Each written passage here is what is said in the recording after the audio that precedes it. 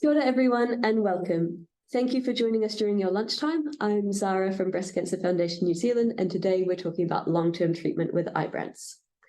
Ibrance, or palbociclib, is a type of drug called a CDK4/6 inhibitor and is widely used to treat advanced ER-positive breast cancer. This webinar is the third part in a series on Ibrance, with our previous ones covering the research behind the drug and what to know when you're first getting started on it. Now we want to look at long-term treatment and what this means for patients. What sort of factors do they need to consider, including side effects and dose changes? That is what we're here to find out today. Joining us, we have medical oncologist and academic Professor Adam Brufsky, who is visiting us from the US and will share his international perspective. Kia ora, Professor Brufsky. Thank you. Thank you for having me. Excellent. So let's get started. Here's what we know about Ibrance in the New Zealand setting. So this is from a local perspective. So Ibrance is always given alongside hormone therapy, so an AI, an aromatase inhibitor, tamoxifen, or fulvestrant for estrogen receptor positive, HER2 negative advanced breast cancer. In New Zealand, it is pharmac funded. It's taken daily for 21 days, followed by 7 days off, and these cycles repeat every 28 days. It can be used in the first or second line of treatment. The greatest benefit is shown in first line, and some trials discuss which line is best. Blood counts are required on the 15th day of cycle 1, and then monthly before starting a new cycle. Dose reductions normally happen within the first 2 cycles, and side effects are usually mild. So these can include fatigue, mouth ulcers, a sore mouth, and sometimes diarrhea. Treatment will continue until disease progression. There are severe side effects, or at the patient's request. So now we have Professor Brufsky, a medical oncologist, a professor of medicine and associate director of clinical investigation at the University of Pittsburgh in the US.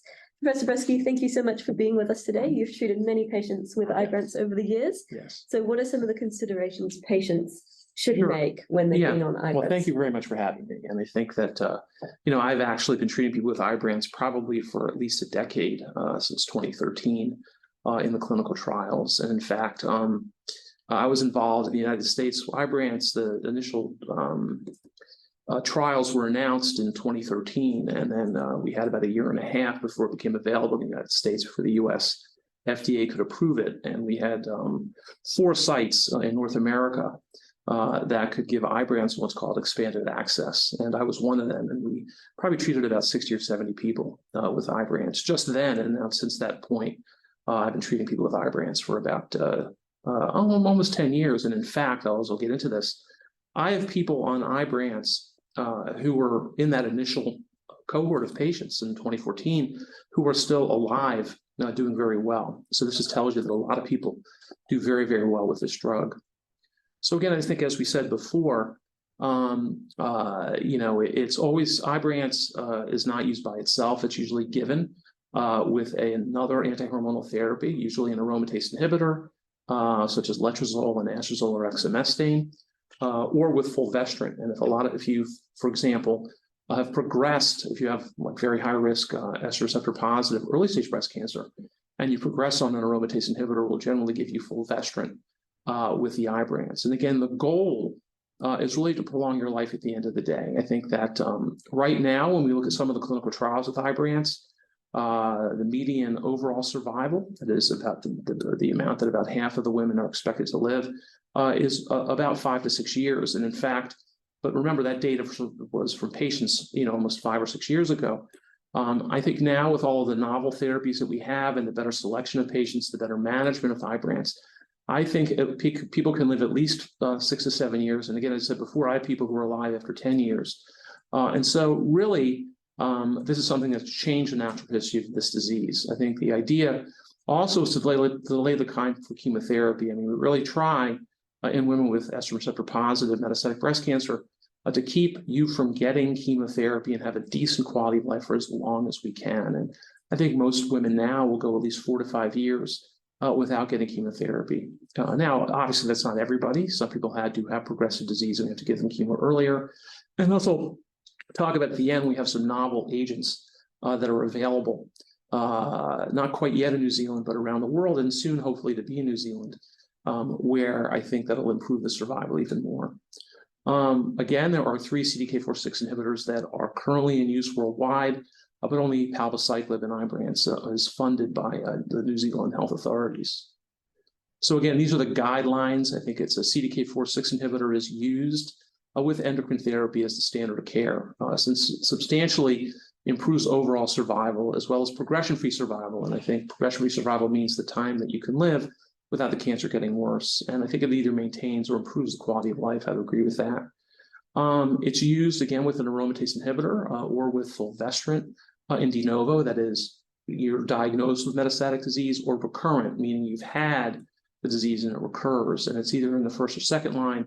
And again, we have what's called primary or secondary resistance. A primary resistance means that you progress within 6 months of going on an anti-hormonal therapy.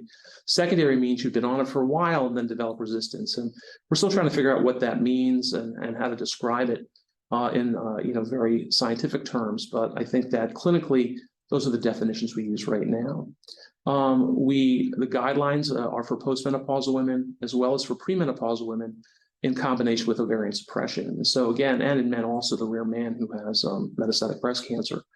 It turns out that if you are a woman who's premenopausal, the first thing we want to do is make you postmenopausal, either through a drug called an LHRH agonist or removing your ovaries.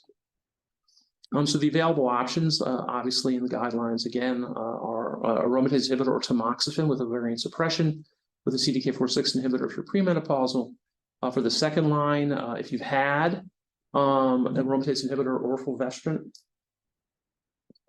And generally, if not in the first line, if you haven't had a CDK4/6 inhibitor, I think in the second line, patients can get either AI tamoxifen and fulvestrant with a CDK4/6 inhibitor, or everolimus, fulvestrant or aromatase inhibitor, tamoxifen in the second line. And we could talk about that in a little bit in the question and answer session. So in my practice, generally, I use Ibrance as first-line therapy with either fulvestrant or aromatase inhibitor. I think there's large benefits in terms of progression-free survival, almost doubling. And I think the average person generally, in my practice, will do very well for about at least 2 to 3 years, if not longer.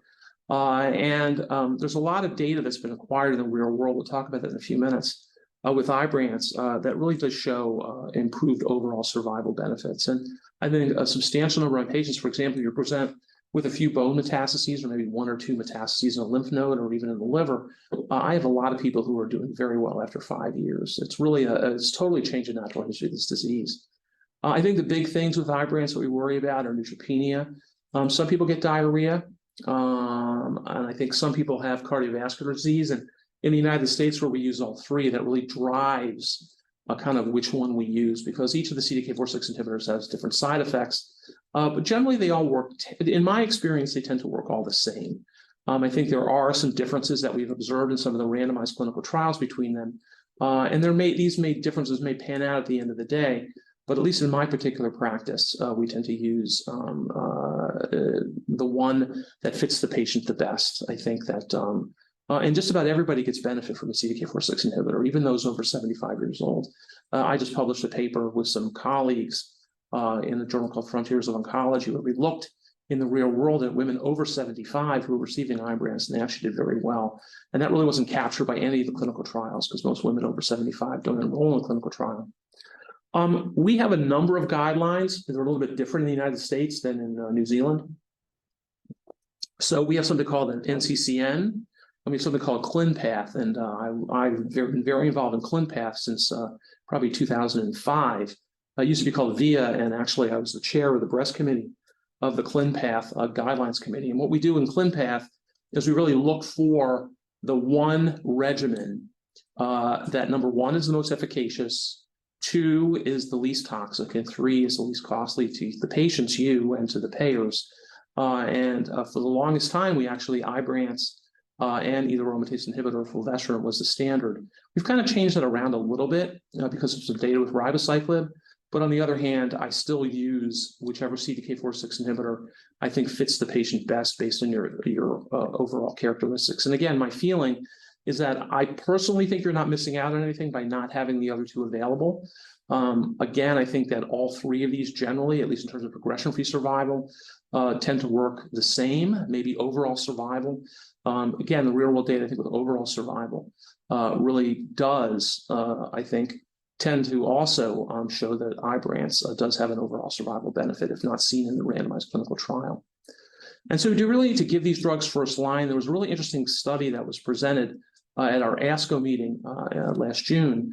This is the SONIA trial. There's a bunch of trials, and I think that the SONIA trial, what they did is they gave CDK4/6 inhibitor first line, and then hormone therapy second line, CDK6 inhibitor second line, first, or an aromatase inhibitor first line, and then CDK6 inhibitor fulvestrant second line. And they found no difference, at least in what they call PFS2. That is the total amount of time that your cancer will progress on both therapies. There was a lot of problems, I think, with this. I mean, it could be okay to wait for second line, but I think that the study was not powered enough to see any real differences. There were trends in overall survival in favor of giving the drugs first line. That's consistent with a lot of randomized clinical trial data that we have. So I think a lot of us, most of us actually, I think in North America for at least, and possibly worldwide, really, if possible, would recommend you try to get the CDK4/6 into the first line. But if you can't, obviously, there is still benefit in the second line. Paloma 2 was the randomized trial that was performed many, many years ago of a CDK4/6 inhibitor and an aromatase inhibitor. There was a significant benefit in progression-free survival. That is the amount of time you live without the cancer progressing. And in selected subgroups of patients, that is people who had been off their hormonal therapy for 12 months and then developed metastatic disease, there was a survival benefit seen in that subgroup. Patina was very interesting. About probably 15 to 20% of women will have what's called triple positive breast cancer. That is patients who are positive only for the estrogen and progesterone receptor in their cancer, but actually HER2. And then if you give those patients, say, a HER2-containing therapy, usually a chemotherapy with trastuzumab and maybe pertuzumab, and if you give them anti-hormonal therapy after, if you add a CDK4/6 to that, you get even more benefit. And that tends to be what we do now for those uncommon triple positive patients. Sorry, Professor Bresky, I'm just going to interrupt. Someone's asked what is meant by first line and second line. Oh, so first line, yeah, good question. So first line is that's when you are first diagnosed with metastatic disease. So you've had early stage breast cancer and you recur, or you're diagnosed with metastatic breast cancer. That's first line. Second line is you've already progressed through one line of therapy for metastatic disease, and then you develop a recurrence or progression. That's considered second line. And so, what we did is, because the trials don't answer all these questions, a lot of patients really are not kind of typical of the clinical trial patients we used. A lot of us got together and did what's called a real-world analysis. And we looked at 3,000 records of women with estrogen receptor positive advanced breast cancer that were treated from about 2015 to 2020 in the United States. And about half had letrozole and half had letrozole and Ibrance.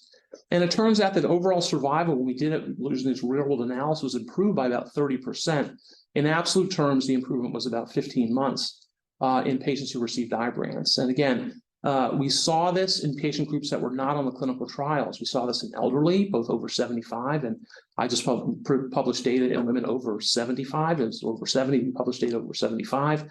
Women who had cardiovascular disease, we're going to present this data at the San Antonio meeting, and patients who are at higher risk of progression, those who had a quick relapse, and those who had diseases in organs like lung and liver, besides bone and lymph nodes, also tended to have a survival benefit in this real-world analysis. And again, what does that mean? I mean, so, randomized clinical trial is kind of the gold standard, and it's very, very selected patients. I mean, it's what the regulatory authorities require to get a drug approved. And the treatment is really given ideally. And then if you, for example, have problems, and some of you in the audience may have experienced this, trying to go in a clinical trial, maybe your lab tests are a little off and you can't fit the clinical trial, or you're on the trial and your lab tests are abnormal and you have to come off. That also happens. So it's very, very precise. And so that really doesn't cover the real world for a lot of people. And real world evidence, and so a lot of us over the last probably 5 to 6 years have really gotten involved in generating what's called real world evidence. The patients are diverse, they're unselected. They're really how the physicians treat you, physicians and healthcare providers treat you in the community. Really the physicians or the healthcare providers decide whether or not to intervene. And there's a lot of sources of bias, and so we have to have all sorts of statistical techniques to try to help that out. And there's a trial called P-Reality X that I've been very involved in with a group of investigators around the world. And we looked at over 3 million patient records, as I said before, about 75% of which were in community practices. Again, the idea was we looked at a group of patients who were just on aromatase inhibitors and a group of patients on aromatase inhibitors, as well as Ibrance at the same time, and we tried to see what their overall survival was. And it turns out their overall survival was improved, as I said before, by about 30%. So even though the randomized clinical trials, you may have heard or read, the randomized clinical trials, at least with Ibrance, overall don't seem to have a survival benefit. When we look at the real world evidence, it looks like it does. And so I think that, again, I want to emphasize that, you may say, well, other people are using other ones like ribociclib and things like that. My view is I really don't think at this point in time it matters that much. I think it's okay to be on Ibrance at this point in time. I think that, again, most people do really well with all of these agents. It's the only one right now approved in New Zealand, and I think that's okay. But what about long-term treatment? I mean, what do patients need to know about this long-term treatment? I mean, I think that the common side effects of Ibrance really are neutropenia. That's a low white count, as neutrophils are a very specific white cell. That's why we only give the drug 3 weeks in a row and have to give you a 1-week break for these neutrophils to recover, because if they don't, it puts you at a slightly higher risk of infection. Some women with long-term use can get fatigue. Rarely, women can get hair loss, and we have actually some interesting ideas about that. The hair loss may actually be more due to the aromatase inhibitor or the fulvestrant than to the CDK4/6 inhibitor. In fact, there's a lot of data right now about low-dose minoxidil, which is an antihypertensive drug that a lot of us have used now with some success. There can be what's called pneumonitis or lung inflammation that occurs very uncommonly with Ibrance, about 1%, but it's something that we do see occasionally. The important thing to remember is that most of the severe side effects, in particular the neutropenia, usually occur within the first 1 to 2 months. And we usually check your white cells, your neutrophils, every 2 weeks for the first 6 to 8 weeks to kind of adjust the dose. Palbociclib or Ibrance comes in 3 doses, 75 milligrams, 100 milligrams, or 125 milligrams. And generally, we'll start everybody at 125 milligrams. Most people, about 80% of patients, will be started at that dose. And then reduce it based on the neutrophil count. And it's okay. The lower doses still give you a decent effect. And again, as I said before, we use dose reduction for neutropenia. For fatigue, actually, just getting out and walking, increasing your exercise, I think is reasonable.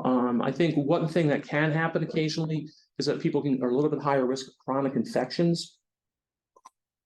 For example, skin infections like cellulitis or sinus infections or periodontitis can sometimes take a little bit longer to heal when you're on Ibrance. And what we tend to do, if that does happen, or you get a urinary infection, and you seem to get a lot of them, we tend to hold the Ibrance for a couple of weeks or a month or so to see if those resolve. It allows your neutrophils to go up to resolve the infection. Then we put you back on the Ibrance. That's been my strategy. It's probably the biggest long-term thing I've seen with Ibrance in my practice.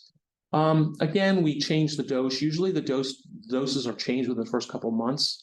And as I said before, we generally check the neutrophil count every 2 weeks for the first 2 months, then monthly about 4 months. And some physicians even stop checking it. Some oncologists tend to stop checking it. I don't. I usually have people get it checked monthly. They maybe come see me every 3 months. If they're on an aromatase inhibitor, they'll see me monthly. If they're on fulvestrant, because you have to get the fulvestrant shot every month.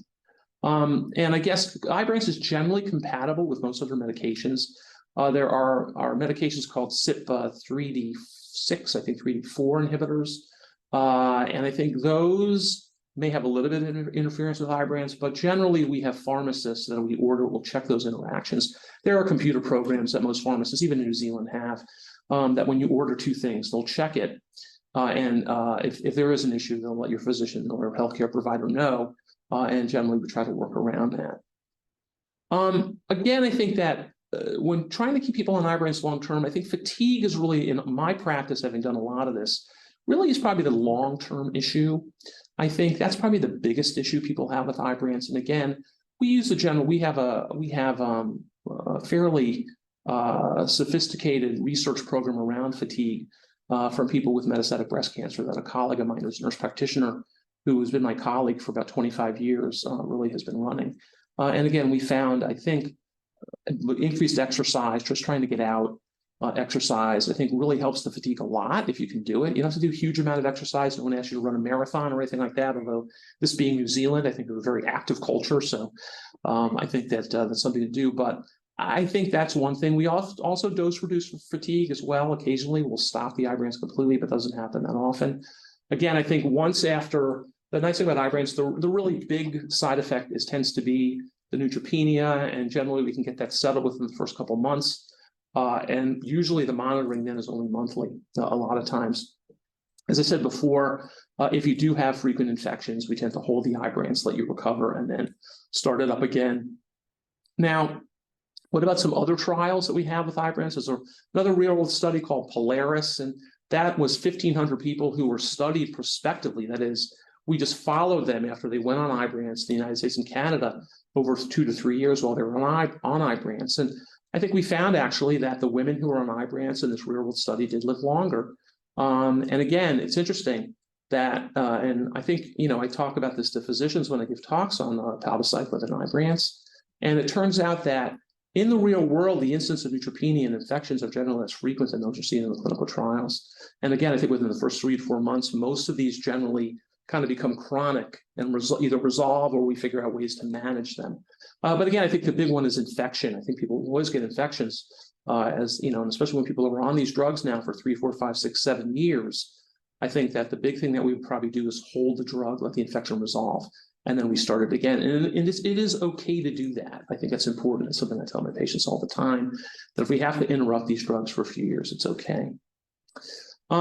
Now, what happens after potentially, unfortunately, disease does progress? It depends on where. If you only have 1 or 2, say, bone metastases that progress and the rest of your disease is stable, generally what we'll do is maybe give radiation. We call that oligoprogression. That's a new thing that's kind of happening. And we'll radiate and then keep you on the same drug. Now, if you progress in other areas, obviously one thing that a lot of us have thought about doing is switching to another CDK4/6 inhibitor or staying on Ibrance. Now, there was a trial that was recently presented at one of our national meetings, ASCO in the United States, about 4 or 5 months ago in June. And actually, it's interesting, it was called Primera. And what they did is patients were on hormonal therapy and Ibrance, and at progression, they just switched them to another hormonal therapy, continuing the Ibrance. And there was no benefit to that. So with Ibrance, probably, continuing the Ibrance and switching to hormonal therapy probably is not something that a lot of the physicians are going to do going forward. However, there still are data out there that if you switch to another CDK4/6 inhibitor like ribociclib or abemaciclib, unfortunately, neither of which is available in New Zealand right now, we're still waiting to see what happens. I mean, there was a little bit of benefit when we switched to ribociclib, but there's a large phase 3 clinical trial called Post-Monarch that we're looking at with abemaciclib to see if that's going to be a benefit. Again, that will likely be presented in the next year. We don't have the data for that yet. Now, what we also know is that we may have to switch to completely different drugs at that point. And I think that what are those new drugs? Well, there's a lot of them. I think everolimus, for example, is available in New Zealand, and I was part of a group of investigators probably about, I would say, we published this about probably 4 or 5 years ago, where people who were on aromatase inhibitor were actually given either fulvestrant and everolimus.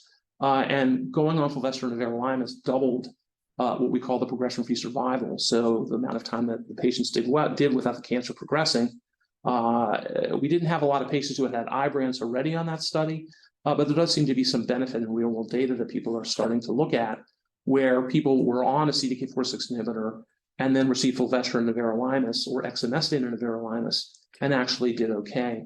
And so I think that those are reasonable things that are available in New Zealand. Sometimes we'll put people on capecitabine, which is an oral therapy, or fulvestrant by itself. But there are all sorts of new therapies that are available on the horizon. I'll just mention a few of them. I mean, some of them are not available in New Zealand yet. But we have something called an AKT inhibitor.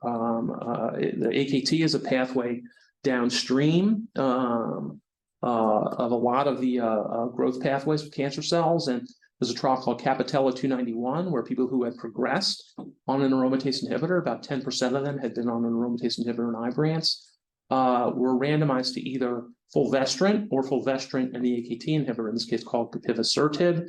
And those people did much better. In fact, almost had the inklings of a survival benefit, even early on in this trial. And we'll see more data from that. It likely will get potential approval from the US FDA. We're not sure, probably by the end of the year. We'll have to see if that happens. There's also something called HER2 low breast cancer. That is, everybody, I think, if treats people with HER2 3+, or what we call amplified breast cancer, that's HER2 sensitized breast cancer, with a drug called Herceptin and or pertuzumab. But there's something called HER2 low, where you're not 3+ when we look at the cells, but actually a little bit lower, 1+ or 2+, and that's staining of the cells, looking at the HER2 protein. So we don't usually use HER2 targeted therapy, but there is a therapy called antibody drug conjugate, and it's that we can use against the HER2 that actually works in HER2 low. And antibody drug conjugates, I'm going to show you a picture of these. These are almost like magic bullets. What they are is an antibody that binds right to the protein in the cancer and delivers a dose of chemotherapy directly to the cancer. And so they're less toxic. And so we have two ones now that have been approved worldwide. Again, they're probably coming to New Zealand in the not too distant future, I assume. One is called, sacituzumab govitecan. That's actually against a protein called TROP2 that's present on about 96% of all triple negative breast cancer, and probably about 70% of all estrogen receptor positive breast cancer. And that delivers a drug directly to it. There's another one called trastuzumab deruxtecan. That's against HER2 and this HER2 low. And just to show you kind of the staining here, this is actually cells, and this is what we do. And we use an antibody to stain the cells, and everywhere that looks brown in this, if you can take a look at it. So, HER2 2+, the one all the way to the far right, you can see it's fairly intensive staining in about 10% of the cells. HER3+ is a little bit more, I'm not showing that. And then HER2 1+ is a little bit of staining, and HER2 0 is obviously at the other side. And so you really have this little bit of staining. That they do this when they do a biopsy of your cancer, they see some of the staining here. And that allows us to determine whether you're eligible to receive this antibody drug conjugate. And this just shows you what it is. And I think that we already have one available called TDM1 that's available for HER2 positive breast cancer. And some of you listening may either know somebody or have had it yourself if you have HER2 positive breast cancer. But trastuzumab deruxtecan, if you look at it, it's an antibody that binds to this protein. It has basically this payload, this chemo bound to it through this linker, and the linker can be actually cleaved and allow the drug to go all throughout the cancer. Just the cancer, it really directs the chemo directly to the cancer. And this just shows you kind of a cartoon that the chemo is binding to the cancer, the antibody is binding to the cancer, and then it goes internalized into the cell, where the antibody is destroyed by the cell, releasing the payload into the cell, and it can go through the membranes of the cell and kill other cells around it.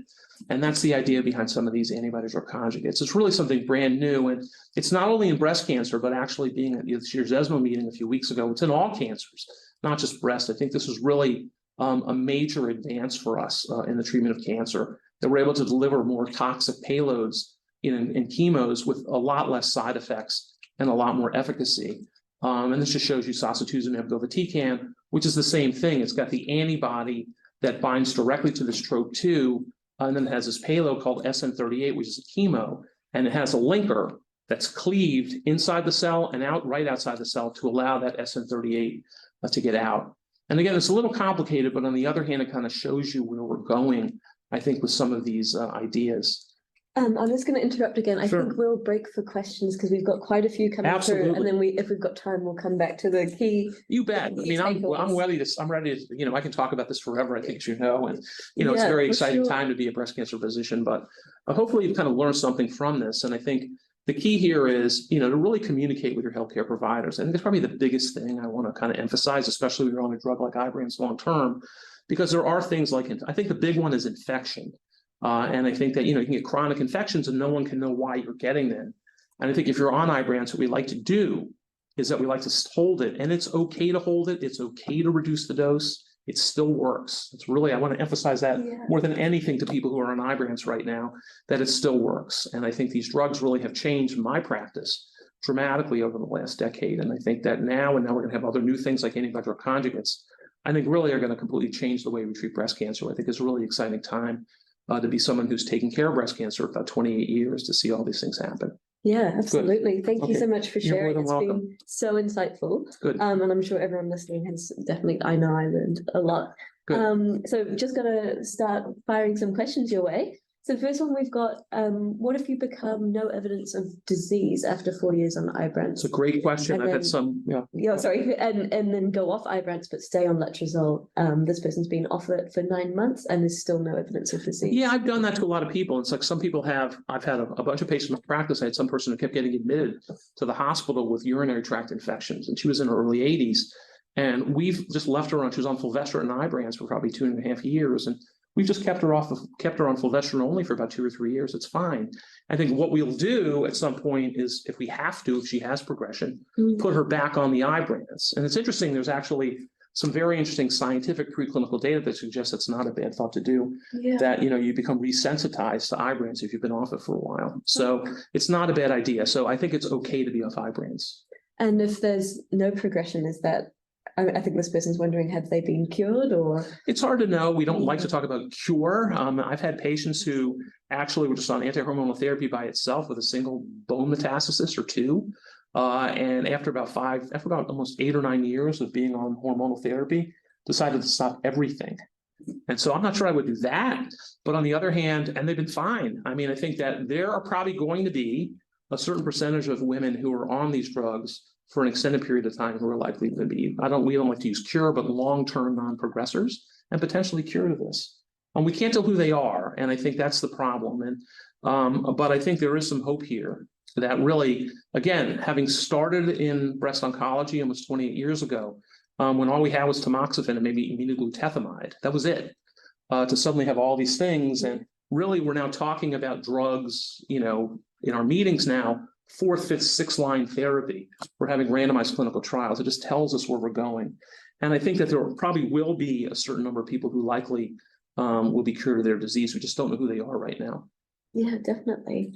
Another question around blood tests. So blood tests always seem to show impacts on the liver. For example, GGT. Would you be worried about that long term? GGT, no. I think that we have limits. Generally, I tend to look at bilirubin, probably for me, is the most important liver function test. If that tends to go up beyond the upper limit of normal, I get a little bit concerned on any drug that I give, and I tend to give people a break. Generally, the liver function abnormalities from palbociclib, from Ibrance, tend to be not as common from some of the other ones, like ribociclib, for example. Ribociclib, we tend to have to stop in about probably 8 or 9% of patients because of liver function test abnormalities. So generally, with Ibrance, I don't see it.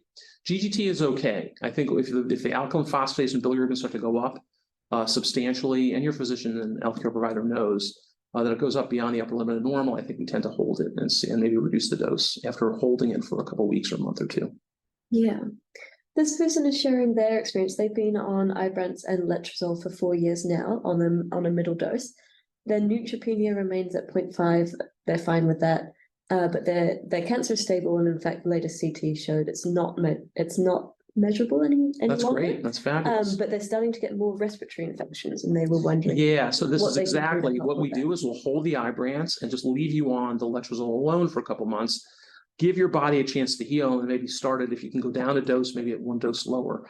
That's generally how I tend to manage it in my practice in the United States. Yeah. And this is the issue with long-term Ibrance. Everybody's going to get an infection. You always do, especially when you're doing well for 3, 4, 5, 6, 7 years.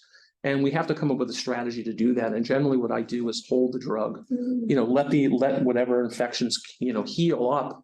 And then maybe a month or two later, kind of restart the Ibrance, maybe at a lower dose if we could. Okay. And then that typically, do infections still reoccur after that? Sometimes they do, and we have to just be careful. And, it's occasionally we'll have to stop completely and maybe go to something else, maybe fulvestrant or everolimus if we have to. But I think what a lot of us would do, if the infections just got so frequent that somebody just could not continue on the Ibrance anymore, what we'll do is hold the Ibrance, leave them on the hormonal therapy again, and if they progress, then really have a discussion about whether to reinitiate the Ibrance or do something else. Like in New Zealand, for example, everolimus, I think is available, or capecitabine, I think, are available in New Zealand for this. And so I think that that's kind of how we would manage it.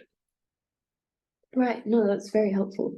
Another person's asked, do you have better success with Ibrance depending on where the breast cancer has metastasized? Generally, it works just about everywhere. I think the most recent data is very interesting. I mean, I think that when someone has a lot of disease in like the liver, or a lot of disease in the bone with a lot of pain, we tend to call a lot of that, we call that visceral crisis, and we've used chemo in the past. Now, there was another CDK4/6 inhibitor called ribociclib, and there's a trial called Right Choice that was presented about a year ago, and they took women and gave them either chemo or, in this case, ribociclib, but there's no reason to think the other drugs won't work, ribociclib and hormonal therapy. And the people they did just as well, actually, believe it or not. They were very concerned. They would do CAT scans every 6 weeks because they were afraid, and these women with very rapidly progressive visceral disease, what was going to happen. And it turns out that Ibrance had a progression-free survival of 2 years versus 1 for chemo, and the patients did just as well. And so I think even in that scenario, there are very few patients who you probably would not want to try out Ibrance with, even those, but it's really an art of medicine. I think your physicians and healthcare providers really have to figure out, whether, and the response was just as rapid, believe it or not, with the CDK4/6 inhibitor. So it's going to be a really interesting clinical kind of question. It's really the art of medicine more than anything about whether someone should go on chemo if they have a lot of disease, or a CDK4/6 inhibitor or hormone therapy. Yeah, so it's clearly quite that balancing. It really is the balancing. It used to be everybody got chemo, and I think we're now moving away from that as physicians around the world. Definitely. Someone's asked about at what neutrophil count do you restart Ibrance? So after 6 years on Ibrance, 75 milligrams, 1 week on, 1 week off, neutrophils still fall on average to 0.6. So have to hold. Yeah, that's tough. I mean, that's really tough. It's usually the package insert, and I think probably the New Zealand authorities suggest over 1,000 neutrophils is where we do it. But again, we have to individualize that to the patient. If you're benefiting from the drug, a lot of us will try to give it. And you're on a 1 week. It sounds like you're on a 1 week on, 1 week off schedule. And I think that some of us do that as well. Or 1 week on, 2 weeks off. We try to do things like that.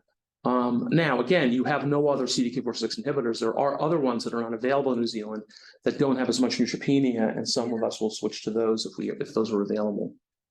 Right. Someone's asked, how frequently should you have staging CT scans to monitor multiple bony metastases that have been staged? Good question. Generally, it depends on how long. Usually we'll start every 3 to 4 months in my practice. And then if someone is doing well after a couple of years, they'll want to go to every 6 months, and I'll say fine. And I usually, a lot of people on long-term therapy go to every 6 months, even if they want to do it once a year. I base it on how the patient, some people really want to know. They want to know. And the reason to do scans of someone who has disease in their bone is to make sure it doesn't go to another organ. It's not really look at the bone as much, because what happens on a CT scan is the bones become sclerotic. They become very dense looking on the CT scan. As they heal up, it'll never go away, unfortunately, but they'll just become really dense on the scan. And what we really do with those CTs, especially if someone only has bone disease, is look for disease in other organs. And if that's really the big reason to do it. And I've had patients say to me, listen, I just want to go every 6 months, I want to go every year, and I do it. But generally we start off every 3 to 4 months. Right. I think that's about all we've had time for. It remains for me to thank Professor Bresky for giving his time to us today and for that really insightful presentation. So everyone learned a lot from it. If you want to know more about Ibrance, we've got our other 2 webinars that are on our website. So if you're just getting started, you can watch that previous one, or if you want to know more about the research, we've got that one there. If you've got any questions or concerns, you can give our nurses a call on 0800 BC Nurse. It's free to call between 8:30 and 4:30. And our online community, MyBC, on Facebook is available as well. Thank you. We'll see you again soon. Matewa. Thank you.